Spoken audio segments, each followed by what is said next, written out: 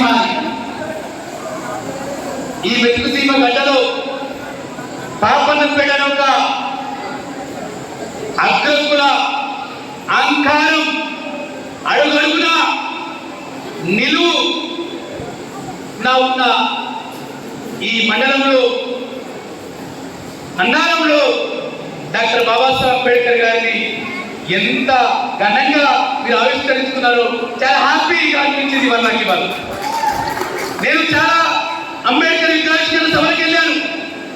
ఇంత డిసిప్లైన్ గా ఒక దగ్గర విగ్రహావిష్కరణ తర్వాత ఇంత దూరం అమ్మలందరూ ట్రాక్టర్లు వచ్చారు, ర్యాలీగా వచ్చిండ్రు. ఈ అనంత పద్మస్వామి ఈ పేరులో చూడు, ఈ పేరుకి మనకు వ్యతిరేకం. అటువంటి కాటంలో బాబాసాహెబ్ అంబేద్కర్ గారి సభ జరుపుకుంటాం ఇవాళ. ఇంతకుముందు హనుమంత్ గారు భారత రాజ్యాంగ ఆత్మ ఏదైతుందో రాజ్యాంగ పీఠిక మనందరితో ప్రతినిధి చేశారు. ఏంటిది రాజ్యాంగ పీఠిక?